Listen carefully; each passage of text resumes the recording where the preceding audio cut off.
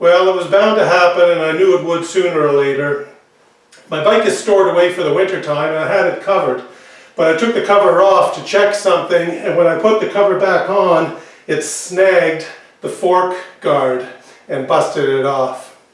So here's the part that broke off. The purpose of the fork guard is to protect the exposed part of the fork, keeping bugs, rocks, chips off of it, and protecting the fork seals as it travels up and down. Now, all we do is take this bottom piece, slide it up, and turn it and just pop it off. But it too is made of plastic and is below freezing in my garage right now. So what I'm going to do is I'm going to take a hairdryer and just heat it up a bit.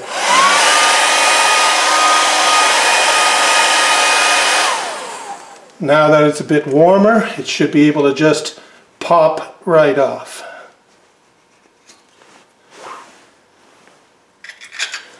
And I'll take these two pieces into the basement.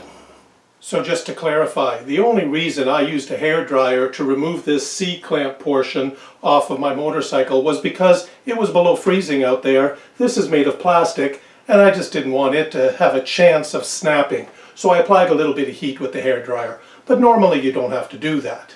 I looked up online for a replacement part.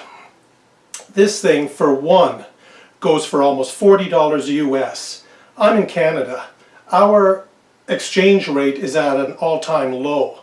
With the duties, the shipping, the taxes, the exchange rate and all that, this one piece of plastic is going to cost me over $70 if I were to buy a new one. So I'm going to try gluing it. I picked up a bottle of super glue and I'm going to glue the two pieces together. Now it says it takes 5 minutes to dry, 24 hours to cure. So I'm going to use some blocks of wood and some whatever else I can find around my shop to make something that will line this thing up and hold it together for 24 hours. I used some hot glue on little blocks of wood just to mount the pieces on. This way I can always just take the wood off again. I put some rubber bands around it, the little blocks underneath to hold the rubber bands off the desk. And put another rubber band around this end, and I can move this up and down, left or right, and this way I can put my glue and just perfectly line these things up and leave it for a day.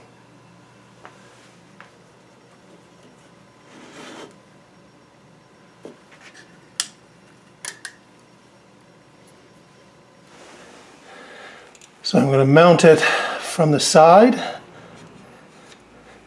Turn it around, push it down.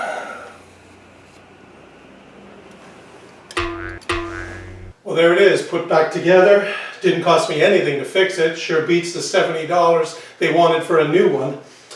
Anyway, thank you very much for joining me today on another video. I really appreciate you coming by.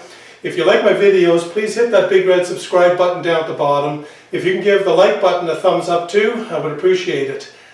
Have a good day. Be safe.